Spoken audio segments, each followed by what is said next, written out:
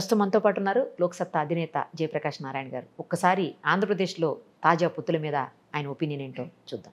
Sir నమస్తే అండి. నమస్తే నిర్మా. తాజాగా బీజేపీ కూడా పొత్తుల్లో భాగమైంది. ఇంతకు ముందంతా జనసేన టీడీపీ ఉండే, ఇప్పుడు బీజేపీ కూడా కలిసింది. ఈ పొత్తుల వల్ల కొంతమంది మాట్లాడుతున్నారు బీజేపీ కలవడం వల్ల వీళ్ళకే నష్టము, వైసీపీకి లాభం అవుతుందని. కొంతమంది ఏమో కాదు, బీజేపీ వీళ్ళ సపోర్ట్ ఉండటం వల్లనే 2000 అంటే మొన్న ఎలక్షన్ కాక ముందు 14 ఎలక్షన్ అప్పుడు మంచిగా వాళ్ళు గెలవడానికి కారణం అప్పుడు బీజేపీయే, మళ్ళీ 19లో అనవసరంగా పోగొట్టుకున్నారు కాబట్టి వాళ్ళు ఉండటమే కరెక్ట్ అని అంటున్నారు. మీరు ఎనాలిసిస్ చేస్తే మీకేమనిపిస్తుంది? నిర్మా, నిజంగా నాకైతే తెలియదు. ఎందుకంటే ఇవన్నీ ఊరికి ఊహాగానాలు మనం వింటాం. చాలాసార్లు ఎన్నికల్లో నా అంచనాలు తప్పినాయి కాబట్టి నాకేదో బ్రహ్మాండంగా తెలుసు ఏం జరుగుతుందో నేను అంచనా వేస్తున్నాను. బీజేపీ వస్తే నష్టం ఎంత, లాభం ఎంత, కూటమికి రకరకాల వ్యాఖ్యానాలు ఉంటాయి. నాకు తెలియదు కాబట్టి ముందు తెలియదని ఒప్పుకోవాలి.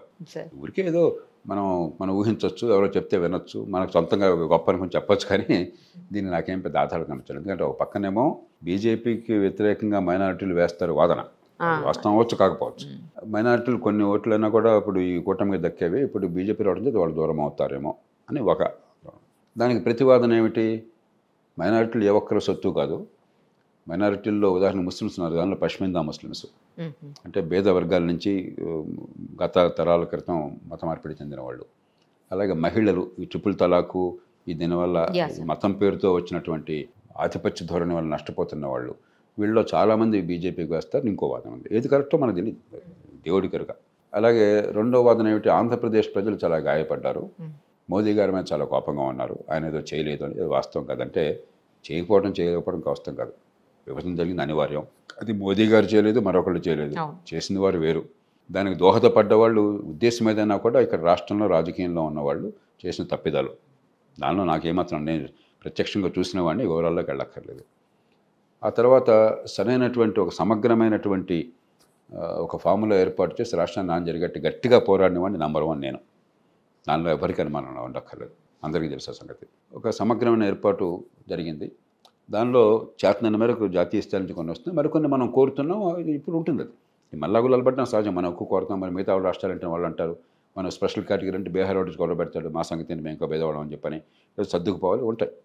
కానీ చాలా విషయాల్లో మనకు మేలు జరుగుతోంది, అవకాశం ఉంది. కానీ ప్రజల మనస్సుల్లో మాకు అది అన్యాయం జరిగిపోయిందన్న భావన ఉన్నమాట వాస్తవం. ఈ 2 కారణాలుగా ఓట్లు పడవని. మరో పక్కన ఏంటంటే మోదీ గారికి గ్రాఫ్ బాగుంది, ప్రజల్లో మంచి పేరున్నది, సుస్థిర ప్రభుత్వం జాతీయ స్థాయిలో ఉంటే మంచి జరుగుతుందని నమ్మకం ఉన్నది, పెట్టుబడులు వస్తాయి, ఆర్థిక ప్రగతి ఉంటుంది, ఉపాధి కల్పన ఉంటుంది, సంపద పెరుగుతుందని చెప్పని. మరి ఆయనకున్నటువంటి జనాకర్షణ, ఆయనకున్న ఎజెండా వల్ల మనకు బలం పెరుగుతుందని. ఇలా రకరకాలుగా ఉన్నాయి. నేను ఏది కరెక్టో నేను చెప్పలేను. నాకెంత తెలుసో ప్రేక్షకులకు అంత ఎక్కువ తెలుసు. ఎవరినైనా వారు చేసుకోనండి, మనకు అది ఇంపార్టెంట్. నాకు ఎప్పుడు కూడా ఎవరు గెలుస్తారో ముఖ్యం కాదు, ఎన్నికలు అయిన తర్వాత ఏం జరుగుతుందో నాకు ముఖ్యం. 2 విషయాలు. ఒకటి, మన ఎన్నికల వ్యవస్థలో పొత్తులు అనివార్యం. ఎందుకంటే దామాషా పద్ధతి ఎన్నికల వ్యవస్థ అయితే మీకు 5-10% ఓట్లు వచ్చినా కూడా 5-10% సీట్లు వస్తాయి. మన ఎన్నికల వ్యవస్థలో మీకు 20% ఓట్లు వచ్చినా కూడా స్థానికంగా నియోజకవర్గంలో బలం లేకపోతే, అక్కడ 40-50% ఓట్లు రాకపోతే మీకు సీట్లు ఏం రావు. మరి మీకున్న బలాన్ని చట్టసభలో గొంతుగా మార్చుకోవాలని చెప్పంటే పొత్తు కుదుర్చుకుంటే మీకున్న బలాన్ని బట్టి మీకు సీట్లు, వాళ్ళకి సీట్లు, ఇద్దరు లాభపడతారు. అది అనివార్యమైంది. వెస్ట్మినిస్టర్ పద్ధతి అంటాం మన ప్రజాస్వామ్యం. బ్రిటన్ అనుకరించాం మనం, బ్రిటన్ నుంచి వచ్చింది మనకి. ఇది తీసుకోకుండా దామాషా పద్ధతి వస్తే బాగుండేది, ఏదో అలవాటు ప్రకారం చేసాం మనం. కాబట్టి ఎన్నికల వ్యవస్థలో జనసేన కావచ్చు, లేకపోతే బీజేపీ కావచ్చు, ఆ మాటకు వస్తే కాంగ్రెస్ కావచ్చు. కాంగ్రెస్ ఇప్పుడు ఒంటరిగా పోరాటంలో దిగుతోంది. ఒకప్పుడు కాంగ్రెస్ చాలా ప్రభావశీలమైన పార్టీ తెలుగు రాష్ట్రాల్లో. ఇప్పుడు మీరు చూడండి ఏమవుతుందో. ఎంత కష్టపడ్డా కూడా 1-2% ఓట్లు పెరగచ్చు, కానీ ప్రజలు ఇప్పుడు కూడా ఈ పార్టీకి ఓటేస్తే గ్యారంటీగా ఓడిపోతుంది అనుకున్నప్పుడు ఓటు వేసే మనసున్న వాళ్ళు కూడా వేయరు. అది పార్టీ అంటే వ్యతిరేకత కాకపోవచ్చు, కానీ వాళ్ళు గెలుపుని దాన్ని ప్రభావితం చేయాలని కోరుకుంటారు ప్రజలు. వాళ్ళకి ఇంకో భయం ఏముంటుందంటే, వాళ్ళ మనస్సులో ప్రధానంగా బరిలో ఉన్నటువంటి 2 పార్టీల్లో ఒకళ్ళు ఆ ఓటుల మనస్తత్వాన్ని బట్టి ఒకళ్ళకి ఒక పార్టీ విలను, ఇంకో పార్టీ కాస్త మెరుగు. కానీ వాళ్ళ దృష్టిలో ఈ విలన్ రాకూడదు ముందు. అందుకని మీ మీద నమ్మకం ఉన్నా కూడా, నిరుపమ గారికి ఓటేస్తే మంచి అనుకున్నా కూడా, కానీ నిరుపమ గారికి ఓటు వేయడం వల్ల ఈ విలన్ గెలుస్తాడేమో అన్న భయం ఉంటుంది వాళ్ళు.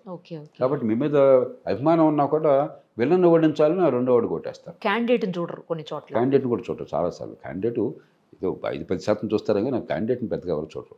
అంటే పార్టీలకి ఎన్నిక. 2, ఉన్నవాళ్ళు అత్యుత్తమని అనుకోవటం లేదు. ఉన్న పార్టీల్లో మరీ ఒక విలన్గా ఉంటే ఆ విలన్ కానివాడిని ఎన్నుకుంటున్నాం మనం. మన మనస్తత్వం అది ఈ ఎన్నికల వ్యవస్థలో. కాబట్టి పొత్తులు అనివార్యం అలాంటప్పుడు. లేకపోతే ఎవరికి రాజకీయంగా మీ ఓట్లు సీట్లుగా మారవు. ఇక ఆంధ్రప్రదేశ్లో పొత్తులు కానీ ఎన్నిక కానీ ఇది మామూలుది కాదు. ఈ మాట చాలా స్పష్టంగా నేను ఇప్పుడు కాదు 4 ఏళ్ళ నుంచి చెప్తున్నాను. 21 నుంచి నేను చెప్తున్నాను, 20 నుంచి 21 నుంచి. ఆంధ్రప్రదేశ్ జరగబోయే ఎన్నిక ఒక నిర్ణయాత్మకమైన ఒక డిఫైనింగ్ ఎలక్షన్ అని చెప్పాను నేను ఎన్నోసార్లు. ఇదేదో రెడ్డి కమ్మ కాదు, మనకంతా ఈ పిచ్చిలో ఉన్నాం మనం. రెడ్డి పార్టీ, కమ్మ పార్టీ, కాపు పార్టీ అని చెప్పని కొంత కులం ప్రభావం రాజకీయంలో లేదని నేను అంటలా. కానీ అది కాదు కీలకమైన అంశం అక్కడ. ఈ పార్టీకి ఆ పార్టీకి మధ్య ఎవరు వస్తారని కాదు, 2 మౌలికమైన రీతుల మధ్య పోరాటం ఇది. ప్రజాస్వామ్యంలో సంక్షేమం లేకుండా ప్రజాస్వామ్యంలో అందరినీ కలపడం సాధ్యం కాదు. అందులో భేద దేశంలో ఖచ్చితంగా సంక్షేమం కావాలి.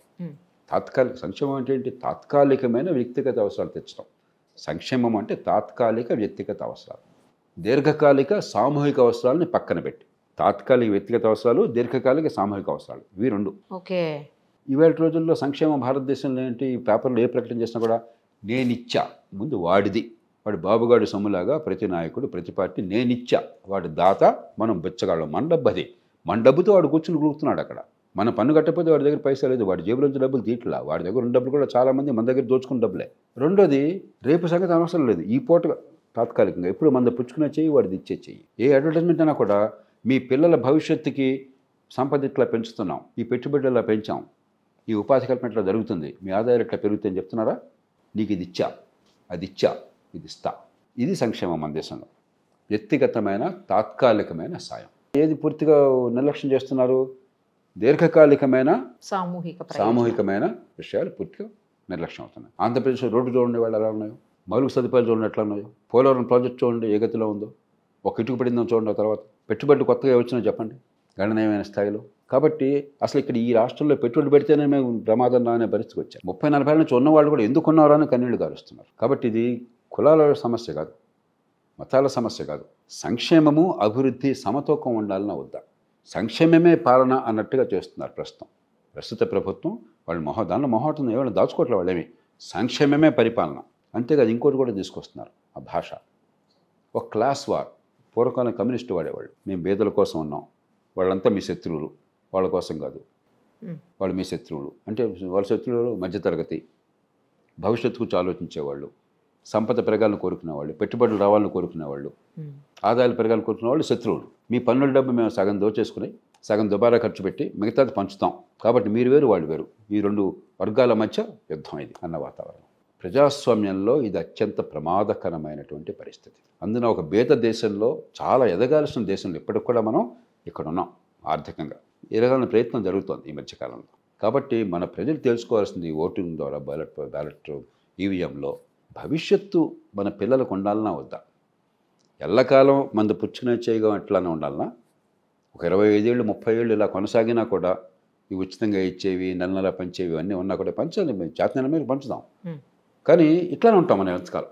మళ్ళీ మర్నాడు పరగడుపు, ఆపిన మర్నాడు మళ్ళీ పరగడుపు. అలా కాకుండా సంపద పెరిగి, పెట్టుబడులు వచ్చి, ఉపాధి కల్పన జరిగి, ఆదాయాలు పెరిగి పేదరికం నుంచి బయటపడాలి. ఇది మౌలికమైన పోరాటం. కాబట్టి ఈ కూటమి, నరేంద్ర మోదీ గారు, ఆయన మీద ఎన్నైనా మీరు ఆరోపణలు చేయొచ్చు, కానీ దేశ ఆర్థిక వ్యవస్థలో ఓ పక్కన ఆర్థిక క్రమశిక్షణ కావాలి, రెండో పక్కన సంక్షేమానికి అభివృద్ధికి సమతూకం కావాలి, మూడో పక్కన పేదరికం పోవాలి, ఆదాయాలు పెరగాలంటే దీర్ఘకాలికంగా పెట్టుబడులు, పారిశ్రామికీకరణ, సంపద సృష్టి తప్ప వేరే మార్గాలు లేవు. ఈ విషయంలో ఆయన చాలా స్పష్టంగా నిక్కచ్చిగా అభిప్రాయాలు వ్యక్తపరుస్తున్నారు, ఆచరణ చూపెడుతున్నారు. చంద్రబాబు నాయుడు గారికి ఆ చరిత్ర ఉన్నది. హైదరాబాద్ నగరం లేకపోతే ఉమ్మడి ఆంధ్రప్రదేశ్ రాష్ట్రంలో కొన్ని రంగాల్లో పెట్టుబడులు విపరీతంగా వచ్చినాయి, ఆర్థికంగా పెరిగాము, ఉపాధి కల్పన కేంద్రంగా తయారైనాము. ఈ దేశ మ్యాప్లో కొన్ని రంగాల్లో, ప్రపంచ మ్యాప్లో మనకు ఒక స్థానం వచ్చిందంటే ఖచ్చితంగా దానిలో ఆయన కృషి ఉన్నది. దాని తర్వాత రాజశేఖర రెడ్డి గారు కాంగ్రెస్ పార్టీ కొనసాగించారు, హైదరాబాద్ నగరం వరకు, ఆ తర్వాత టీఆర్ఎస్ బీఆర్ఎస్ కొనసాగించారు. కాబట్టి సరే జనసేన అధికారంలో ఇప్పుడు లేదు కాబట్టి ఇదే సిద్ధాంతానికి కట్టుబడి స్వచ్ఛమైన రాజకీయం కావాలని చెప్పి వారు ముందుకు వస్తున్నారు. కాబట్టి ఓ పక్కనేమో సంక్షేమము అభివృద్ధి కలపాలి, దీర్ఘకాలిక అభివృద్ధి కావాలి, పెట్టుబడులు కావాలి, ఉపాధి కల్పన కావాలి, సంపద పెరగాలి, ఆదాయాలు పెరగాలి. మరో పక్కన సంక్షేమమే ప్రభుత్వ పరమావధి, ఇంకేం అక్కర్లేదు, తాత్కాలిక ప్రయోజనాలు తప్ప ఇంకేం అక్కర్లేదు, మిగతా ఏమైనా కూడా వాళ్ళంతా శత్రువులు. ఈ రెంటి మధ్య పోరాటం తేల్చాల్సింది ప్రజలు. ఒక భేద దేశంలో సంక్షేమానికి ఖచ్చితంగా బలం ఉంటుంది, ఓట్లు ఉంటాయి. ఎందుకంటే పేదరికంలో ఉన్నప్పుడు సంక్షేమంలో మరి మన డబ్బు అని అవగాహన లేనప్పుడు ఎవరో దానంగా ఇచ్చారు అని కృతజ్ఞత భావం ఉండొచ్చు. కాబట్టి నేను తెలుగు ప్రజలను కోరేది ఏంటంటే మీరు ఎవ్వరికి కృతజ్ఞులుగా ఉండక్కర్లేదు, వాళ్ళు మీకు కృతజ్ఞులుగా ఉండాలి. మీరు వాళ్ళకి అవకాశం ఇచ్చారు పదవుల్లో కూర్చోబెట్టి, వాళ్ళు మీకు అవకాశం ఇవ్వాలా. మీ జీవితం ఇది, మీ పిల్లల జీవితం, మీ పన్నుల డబ్బు, మీ హక్కు ఇది. ఈ డబ్బు ఎట్లా ఖర్చు కావాలి? అప్పు చేసి పప్పుకోడి కావాలన్నా మన ఇంట్లో కుటుంబం ఉంది, ఖచ్చితంగా ఇంట్లో అవసరాలు తీరాలి. కానీ ఈవేళ తిండి కోసం రేపటి భవిష్యత్తుని, పిల్లల భవిష్యత్తుని బలిపెట్టి ఉన్న ఆస్తులు అమ్మం కదా. అప్పులు చేసి వాళ్ళు తినంగా, అప్పు చేసి పప్పుకోడి తినం కదా. ఉన్నంతలో సర్దుకుంటాం. 10,000 20,000 అప్పు చేయొచ్చు, మళ్ళీ తీర్చేస్తాం తొందరగా. కానీ అప్పు చేసి పప్పుకోడి తినాం. మనం రేపటి పిల్లల భవిష్యత్తు కోసం ప్రణాళిక వేస్తాం. ఇల్లు కట్టుకోవటం ఎట్లాగా, మంచి ఇంటికి వెళ్ళటం ఎట్లాగా, మరి మంచి ఆస్తి ఎలా కొనుక్కోవాలి, లేకపోతే పెట్టుబడి ఉన్నకి వస్తే డబ్బు మిగిలితే డబ్బులు అట్ట పెట్టాలి, రేపు కొంచెం పరిగెట్టుకు ఎలా చేయాలి, ఇది కదా మనం ఆలోచించేది. ఓ ప్రభుత్వం కూడా అంతే ఉండాలి. కాబట్టి కృతజ్ఞత అనేది ఎవరికి ఉండక్కర్లా. నేను నీకు ఇచ్చా, నువ్వు నాకు నువ్వు రుణపడి ఉన్నావు అన్నది చాలా చాలా పొరపాటు వాదన, ప్రమాదకరమైన వాదన, అప్రజాస్వామికమైన వాదన. అలాగే సంక్షేమం వద్దన్నది సాధ్యం కాదు. సంక్షేమం అందరినీ కలుపుకుపోవాలి, అందరికీ స్థానం కల్పించాలి. కానీ సంక్షేమ పరిపాలన అనేది చాలా ప్రమాదకరమైనది. మీకు వచ్చిన పన్నుల డబ్బు ఎలాగైనా ఖర్చు పెట్టండి, దానిలో మీరు సంక్షేమానికి ఖర్చు పెట్టండి, జీతభత్యాలకు చేయండి, వడ్డీలు ఎలాగో చెల్లించాలి, అవన్నీ చేయండి. కానీ అప్పు చేసిన ప్రతి రూపాయి పెట్టుబడిలో ఖర్చు పెట్టండి. ఆంధ్రప్రదేశ్లో ఇప్పుడు ఏడాదికి 30-40 వేల కోట్ల రూపాయలు పన్నుల డబ్బు కాకుండా, ఢిల్లీ నుంచి వచ్చిన డబ్బులు కాకుండా అదనంగా రోజువారీ ఖర్చులకు పోతుంది, అప్పు చేసి ఖర్చు పెడుతున్నారు.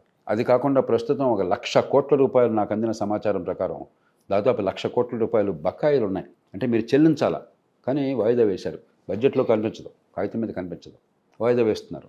ఎప్పుడో తర్వాత చెల్లిద్దాం చూద్దామని చెప్పాను. చిన్న చిన్న కాంట్రాక్టర్లు కావచ్చు, మీరు ఏమన్నా కొంటే సప్లై చేసిన వాళ్ళు కావచ్చు, లేకపోతే ఉద్యోగులు జీతభత్యాలు బకాయిలు ఉంటే అవి కావచ్చు, అవన్నీ వాయిదాలు వేశారు. కాబట్టి ఆర్థికంగా రాష్ట్రాన్ని సర్వనాశనం చేస్తే, పెట్టుబడులు లేకుండా ఉంటే, మౌలిక సదుపాయాలు లేకుండా ఉంటే, పారిశ్రామికీకరణ లేకుండా ఉంటే భవిష్యత్తు అంధకారం.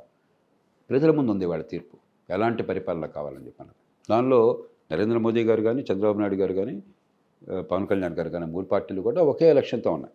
సంపద సృష్టి కావాలన్న విషయంలో ఎవరికి అనుమానం లేదు. కాబట్టి అది కావాలా, తాత్కాలికమైనటువంటి సంక్షేమం కావాలా? సంక్షేమం వద్దని ఎవరంటలా. సంక్షేమానికి అభివృద్ధికి సమతూకం కావాలా, బ్యాలెన్స్ కావాలా, సంక్షేమమే పరిపాలనగా కొనసాగాల. ఈ ఒక మౌలికమైన పోరాటం జరుగుతుంది, ఇది దేశాన్ని ప్రభావితం చేస్తుంది. Thank you sir, thank you so much.